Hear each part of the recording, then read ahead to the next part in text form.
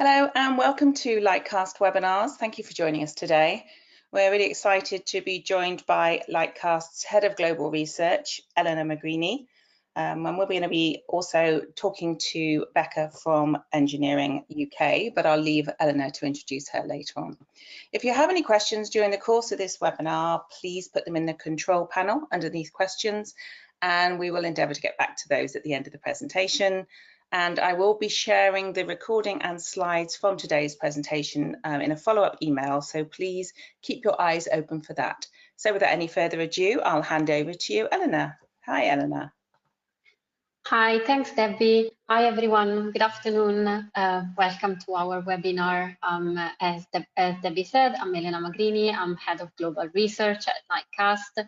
Very excited to be here today to talk about some recent research we've done on understanding the skills needs of the engineering profession. I'm really excited to have Becca Gooch from EngineeringUK, Head of Research at EngineeringUK, with us today. Hi, Becca. Hi, Elena. Before we delve into the topic of today, I'm going to spend a couple of minutes talking about Lightcast and what we do, because I know there's a lot of familiar faces here, but also there's a few new folks around. So just want to introduce Lightcast and what we're doing. Lightcast is the global leader in labor market analytics. We provide data insights to companies that want to understand how the labor market is working and how it's changing. And our mission is to unlock new possibilities in the labor market. We work with organizations right across the globe and right across different business segments, such as education providers, professional bodies, local government agencies, as well as private companies. And how do we do what we do is, well, we bring together three different types of data related to the labor market. First, official statistics, our structural NMI, to understand the building blocks of an economy. And we couple them with big data from job postings, which is data derived from online hiring activity, which provides a detailed real-time look of what's happening on the demand side in the labor market. And we also have professional profiles, so the data derived from online professional profiles, which gives us an understanding on the supply side. And we bring all this data together and work with organizations in three different ways. First, by providing software, which helps navigate all this data and create meaningful insights from it, as well as through API and Snowflake solutions, which are data access solutions, as well as applied research using the expertise of our economists and experts to understand how the labor market is changing, which is also kind of what we are focusing on here today with the research topic that we are going to talk about and discuss. So on to today's topic. We're here today to talk about understanding the skills needs of the engineering profession. This is recent research, well, that was published back in March this year, Lightcast research commissioned by EngineeringUK. And the aim of this research was to understand how the engineering profession is changing and what this may mean for businesses and for policymakers. And so to do so, I'm joined today by Becca Gooch, Head of Research at EngineeringUK, to discuss the findings and what you can do in practice with this finding.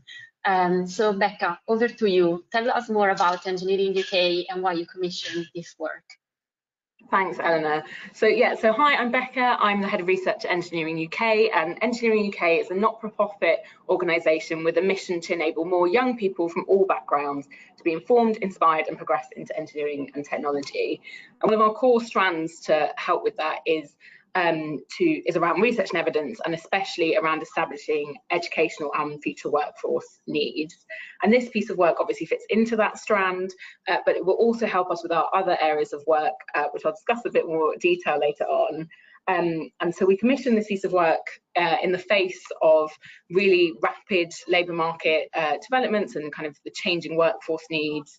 So we wanted to understand how engineering and tech skills were changing in that context and what the needs were going to look like into the future. So I'd like to take this opportunity quickly to thank Elena and the team at Lightcast for their work on this project. It's given us a real wealth of evidence, and we're using it in lots of different ways. I'll tell you a bit more about how we're using it later, but I'll hand back to Elena for now just to talk us through some of the findings, and yeah, then we can discuss a bit more the so what, as she says, later. Thanks, Becca. And for everyone, we are going to walk through some of the key findings of the research before discussing with Becca this what. But obviously, it's quite a big report, and there won't be enough time to discuss all the findings during this webinar. So on this link, which we will share together with the slides after the webinar, you can actually find the research paper published on Engineering UK website alongside the policy paper that Engineering UK has published to accompany the research findings. For now, what I'm going to do is I'm going to focus on 5 key findings from the research. Starting from the big question we started with on the research, which is where is the engineering profession headed? The engineering workforce plays a key role in the UK economy. Approximately 1 in 5 jobs within the UK economy are related to engineering, and that's approximately 6.1 million jobs as of 2021. And not just it's a big part of the economy, but it's a part of the economy that is expected to grow quite fast over this decade and up to 2030. So using our projections model, we've calculated and analyzed how the engineering profession will change during the 2020s.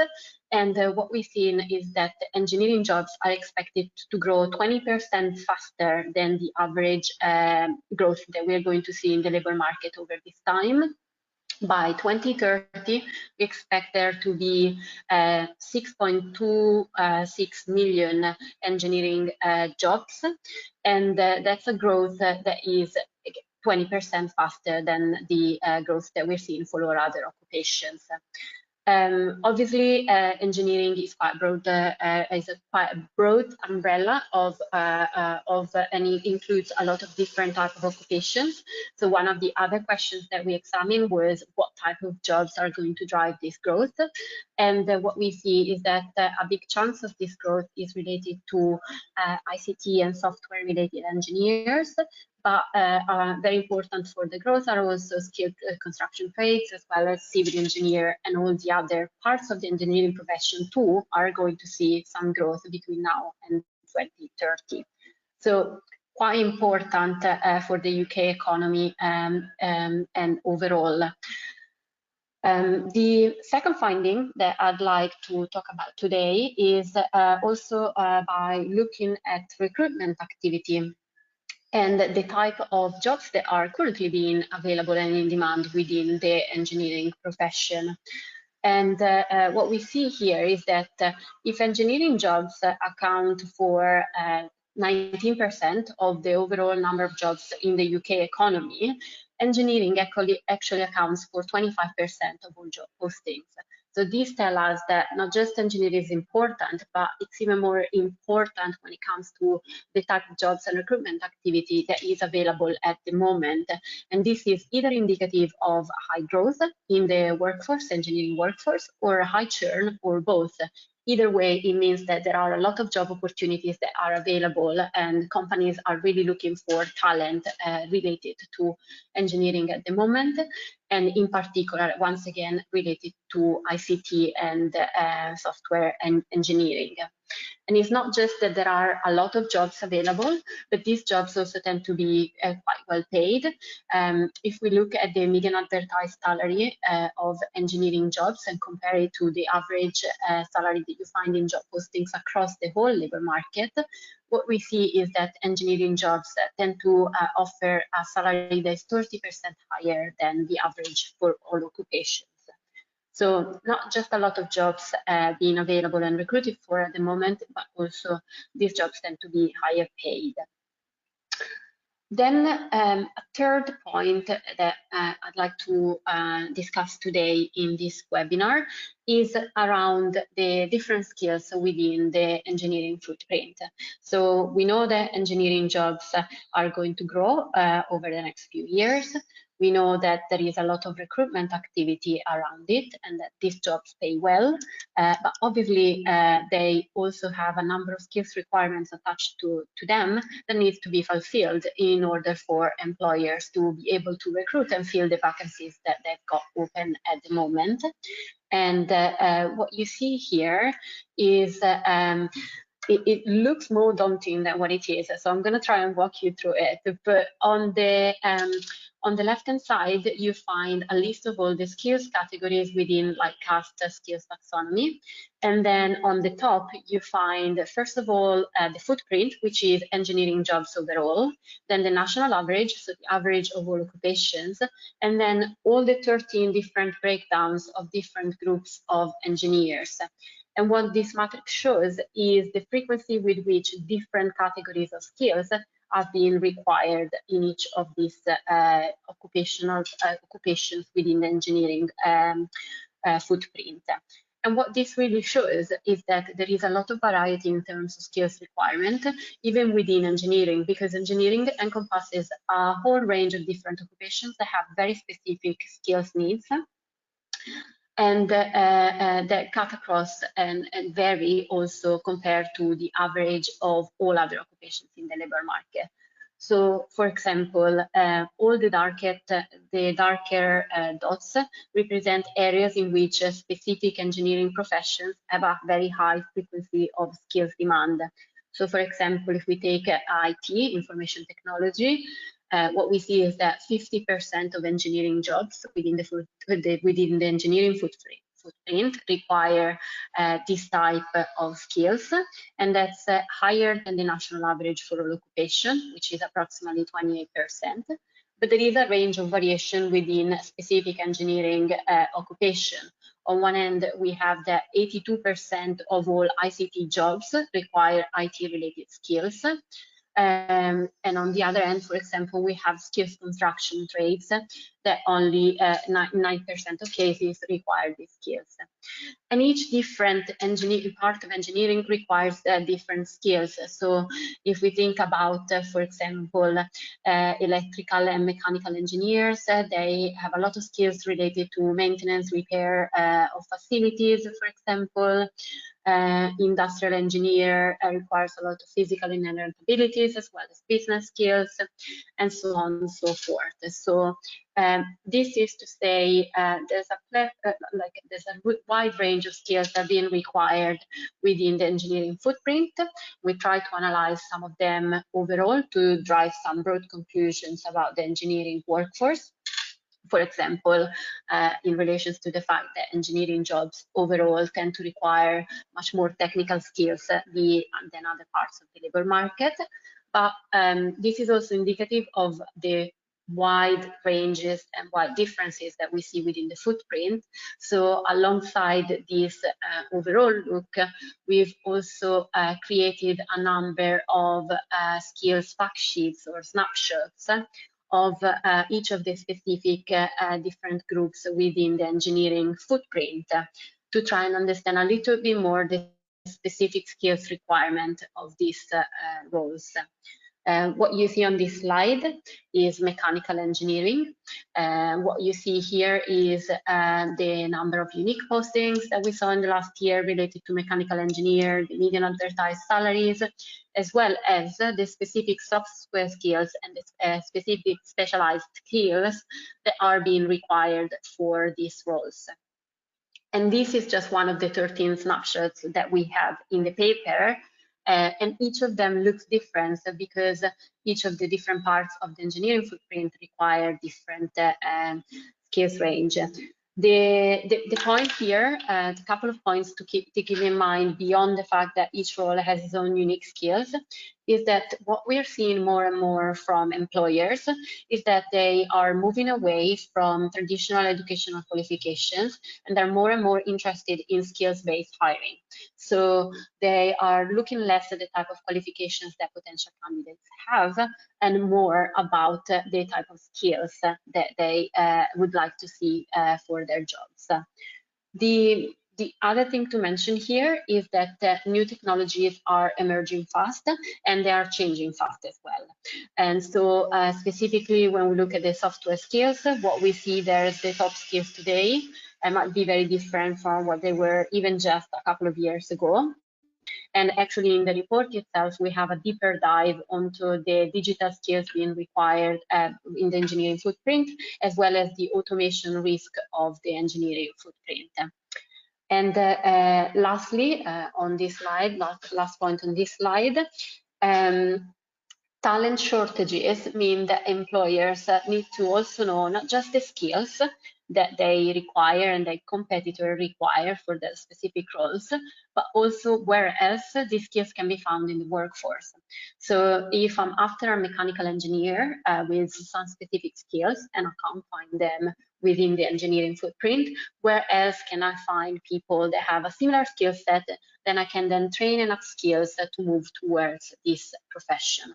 And that's also something that we examine in the report, alongside a very interesting deep dive on green jobs for engineering, green skills and green jobs within the engineering footprint. This is a high-level overview of some of the key findings from the research. What I'd like now to do is to pass it on back to Rebecca to discuss how you're using the research, and especially in conversation with policymakers.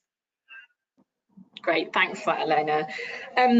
So as you mentioned earlier, we produced a discussion paper that we released at the same time as the research report, and that kind of looked at a bit of the so what it means for us as an organisation, but also for the sector and the policy decisions around it. So one of the main takeaways for us from the research was that it confirms what the sector has been saying for some time, that there's the acute kind of skills and labour shortages in the sector, and that can be seen in the research through the sector growth numbers and the proportion of job adverts in the sector.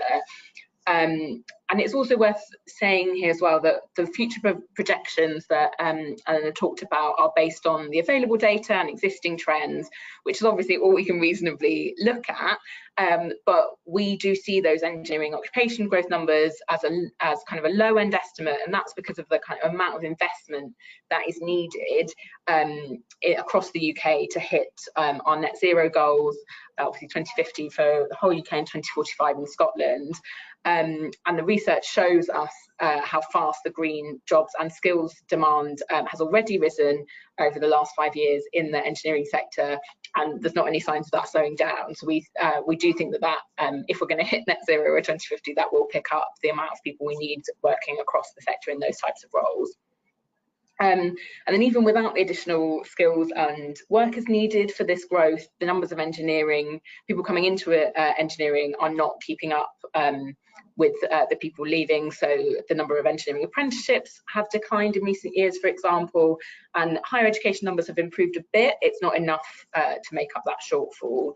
So there's lots that we need to do to encourage a really diverse range of young people into engineering and tech careers, but also to upskill and retrain those already in the labour market. Elena mentioned earlier she mentioned that there's some stuff about automation in the sector. Obviously, it sounds scary, but the main finding was that it's not at any kind of more risk than anywhere else across the economy, but also that it's the types of things you might be doing in a role rather than a role completely kind of going. So there's lots of stuff needed as technology develops to retrain people.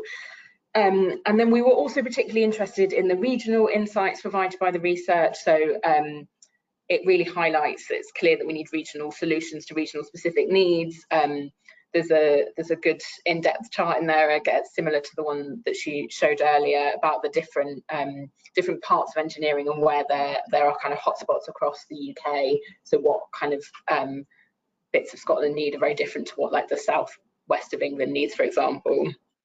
So on the policy aspect of things, that is all feeding into our conversations that we're having across kind of government and other policy and think tank kind of colleagues, and it's all helping us kind of bolster our call that we have across the engineering sector, along with the National Engineering Policy Centre, for a STEM skills strategy.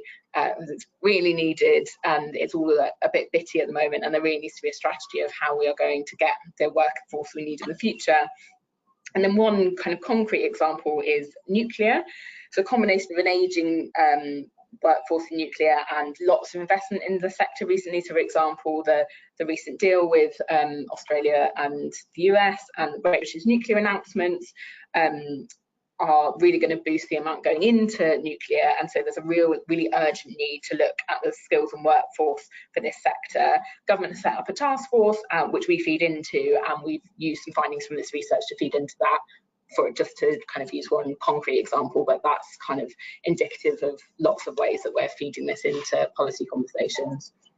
And I think that probably answers that question.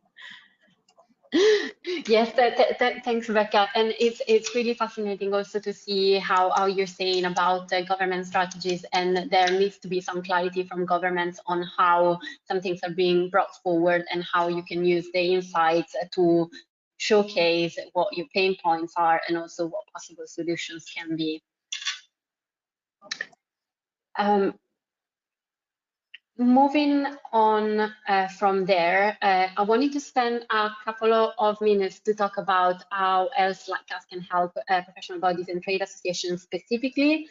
This research, as Becca said, the primary purpose of the research was to understand the future needs of the workforce, both to help in terms of conversations with policymakers, but also with members' relations, which we are going to come into discuss into a moment. But other ways in which these insights and research can be used is obviously wider policy advocacy, depending on the type of question and needs that your organization has, as well as with external relations and marketing in mind, in terms of promoting your sector, as well as fostering new relationships and collaborations with other parts of the workforce. And onto that topic, and especially the member side of things, I'm going to show a couple of slides on the specific analysis of competitors or companies that work within the engineering profession. This is not something that we've done for the research, but it's something else that can be done with the data, and that's trying to have a different look at this problem or at the issues faced by engineering, more from the company perspective. So going back to what I was saying before about there being talent shortages, as well as companies hiring more and more towards based on skills rather than qualifications. One of the things that we can do by looking at the data is to try and understand who are the competitors in a specific arena when it comes to recruitment. And so taking the example of mechanical engineering here, these are the companies that have been recruiting the most for mechanical engineers role in the last year. Interesting, the NHS is first. That's not a bug. The NHS is one of the biggest employers in the country and beyond in the UK, and beyond the health. They do recruit for a lot of other different roles, including mechanical engineers. But then you also see other companies like Jaguar, like ACOM, like Jacobs, all recruiting for mechanical engineers. So if you are a company and you're interested in understanding what your competitors, who are your competitors, and what are they recruiting for, that's also something that is possible with the data. So here is a snapshot of two companies that work within the engineering space and the type of roles they recruit for. So on one end we have Arcadis, on the other one McDonald. They're both UK examples, but this is also possible for its analysis that we can also do for other parts of the world, including Europe, the US, and Australia. And as you can see, these are the different roles they recruit for. There are some similarities. Both of them recruit, for example, for principal engineers, but there are also some differences. And the next step from here, the other thing that also can be done with this data is then understanding if the type of skills that you are recruiting for, the type of roles that you're recruiting for, are aligning with the labor market, and also with your competitor, and also where is the talent. So all of these insights presented so far today are about the demand side, but we can also match that with the talent side. So where is talent? Where are the people that could fill these roles? Now, handing over to Rebecca again for another question for her about how this research is being used in members' conversation, and how are your members using the research on their side. I also know for other disclaimer for other people, we did a couple of these webinars back in July with some of the members, and it was also very interesting discussion back then with them. Yeah, thanks, Elena. Yes, we did those webinars for kind of sessions for the members, and lots of questions looking to understand kind of where things are headed. Obviously, people can see what is happening in their own organisation, but it's useful to understand what's happening more broadly, which I think is a really important thing, especially some of those technological automation kind of things that we already talked about. And it's one of the reasons it was really important for us to split the sector kind of into those subgroupings, because the overall numbers are incredibly useful for us to understand the scale and really demonstrate the impact of engineering. The fact that it's 19% of the workforce obviously means that covers a really vast array of jobs, and therefore a really vast array of skills needs. And so those snapshots allow people to look at the one that's closest to them. Obviously they're still somewhat broad because they're still representing a lot of people, each one of those, but it allows people to have a look at their own sectors and their kind of where those are heading, but also compared to others, like other skills that are going up in one area, or like where are the, as you said, where are the similar places that they might get talent from, and just kind of understanding those changing needs. And then kind of linked to that, but kind of other bits of our work. So one of our main things that we do at EngineeringUK is deliver STEM outreach with young people to try and encourage them into choosing STEM subjects down the line, but then obviously ultimately we hope they'll be engineers, but certainly to stay in the STEM world. And we're using this research to help us to think through our programmes and inform future development, as well as careers materials that we provide to careers advisors, to teachers, to parents, and obviously to young people themselves. And it's helped us to kind of understand where young people's jobs are likely to be and the skills that they will need going into the future, what are skills that they need to that are growing, so that's worthwhile kind of learning now, and what's dropping off. And we're currently developing some young people and teacher facing resources, using some of this research to help them understand that engineering and technology is a really great career. So the research obviously enables us to show the good pay that you get compared with average across the UK, that it's a really secure job, it's growing faster than the rest of the UK, it's a lot of different jobs, and also highlights the many different skills needed in engineering. So one of the things that engineering struggles with in appealing to a diverse range of young people is the stereotypes about what an engineer is, and in being able to highlight that you need everything from kind of hands-on practical, like to from welding through to designing a website, to designing the building that I'm in, to actually building it, is really great to showcase that breadth, and we really hope that will help us to attract a more more people overall, and a more diverse group of young people into engineering going forward. Thanks, Becca. That's super interesting. I think we're going to pause here for a moment and check with Debbie if there's any questions. Yeah, we do have a few questions actually. There's one here from one of our delegates. I can see this is going to be incredibly useful. Thank you. Was there any analysis of the levels attached to the jobs you flagged here, level 3, 4, 5, or are they graduate levels when you're talking about the analysis of the levels to the jobs? Thanks, Debbie. I'll take that one. Yes, it was one of the things that we looked at in the research, and you can find it at the link once we share the slides afterwards. We looked at the type of educational requirements that employers are asking for in the job postings, and as I said, a lot of employers are moving away from that, so the vast majority of job postings don't have that kind of insights, but those that do, we've looked into the different levels that they are looking for, and also the share of job postings that are actually apprenticeship job postings rather than for full jobs. But also this leads me to a question for Becca, which is also, how are you using this research with education providers, if this is something that you are doing?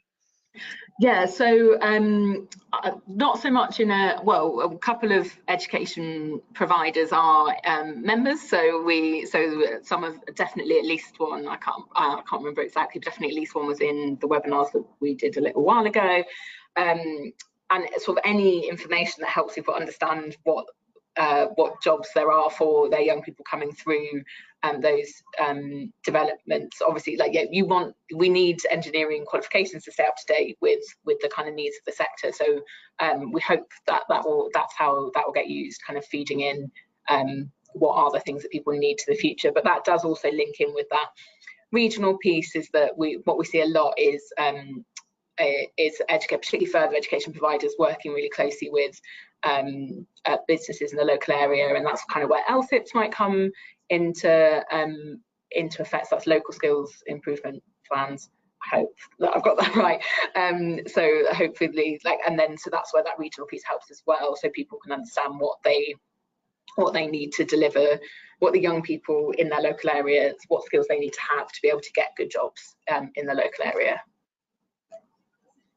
Yes, because on that point, yes, on the regional analysis, we both looked at the regions overall, so like East Midlands, West Midlands, etc., but also specifically at those LSIP areas. So each specific area that's working on the skills plan has also insights for on how their engineering footprint is changing. Okay. Yeah, here's just another interesting question. One of the messages we're hearing often is that young people want to move into green roles and occupations, but that they do not necessarily see engineering as a green option or choice. That will lead to, I mean, how can they kind of get into it? Is there something that EngineeringUK are doing with messaging that links to CIAG providers who probably don't understand the link between engineering and green jobs? Yeah, I mean, that is one of the big questions that we grapple with a lot at EngineeringUK. So yeah, doing multiple things with that. So yeah, so we always try to make the link for young people, especially with the programs that we deliver. So we're in the process of developing a new cross-curriculum program at the moment, which looks at renewables and engineering, but also we try and put environmental sustainability into everything that we do. But yeah, we know that young people care about the environment, and we need more young people in engineering. So we hope that making that connection will spur them into it. And even those who aren't necessarily thinking about environmental jobs definitely want to do something that makes some good in the world and for their future. So we definitely do that. We've got careers resources which we put out there. We're delivering programs, promoting programs that do that. We're doing lots of stuff internally and at an organizational level to try and make us more environmentally friendly. We've got some ambitious net zero goals, for example, so that we're practicing what we preach as well. But yeah, it's a really big challenge, and we're doing lots of things on it, but also working with other organisations who are doing lots of producing lots of good resources, that we work closely with other careers ones, especially because, as you say, kind of making that connection at that level. Yeah, it's a really tough challenge, but it's definitely one that is really front and center of what we're working on at the moment. Okay, great. And just one other question, probably directed to you, Elena. It's very difficult to decipher the information for specific sectors as job titles overlap so much, and many jobs in a sector may have different titles. For example, mechanical engineer could work in automotive, aero, healthcare, power, water. So I'm presuming your answer to that would be to actually look at skills. Am I correct? Yes, so one is skills, and also obviously there are some sector dimensions. So the mechanical engineer that works in relation to aerospace is different from the one that works in the automotive sector. So there's undoubtedly something definitely truth in that. So I think that goes back to the point that Becca was making earlier about it's important looking at the footprint overall, but also diving deep into specific areas, in this case, we've chosen the route to go down on specific occupations, but part of showing the company analysis afterwards is to also show that other different ways to deep dive into the topic could be around picking specific companies or even specific job titles, and look at the different skills mixed in different places. It's about striking the balance between having a broad enough view that can cover and have key recommendations for policymakers, as well as specific insights that are specifically related to a particular part or segment of the engineering workforce. Okay, cool. I mean, we have a few more questions, but I think we should get on with the presentation. Okay, thanks, Debbie, and thanks, Becca, for being with us today. It's really interesting to hear your experience on how you're using the research. And before I move on, I also want to thank my colleague Jeff, who has been doing a lot of the analysis behind the research that we have been discussing today. Before I bring this event to a close, I also wanted to give you a sneak peek of another piece of research that we got coming up in the next couple of weeks, which is the European Skills Transformation Index, which is a new report that is looking at how occupations within the European labour market are changing based on how the skills that are being required by employers in the labour markets are changing. So in this piece of research, we will be looking at which are the occupations that have changed the most, what kind of skills are in demand in these occupations, and also provide some specific industry focus on specific parts of the labor market. And in this case, it will be specific companies and specific occupations. So to try to narrow it down back again to the questions that we just answered in the European labor market. So keep your eyes out for that.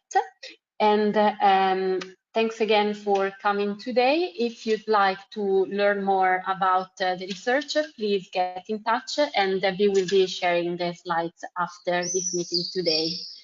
Thank you again, and goodbye. Have a nice afternoon.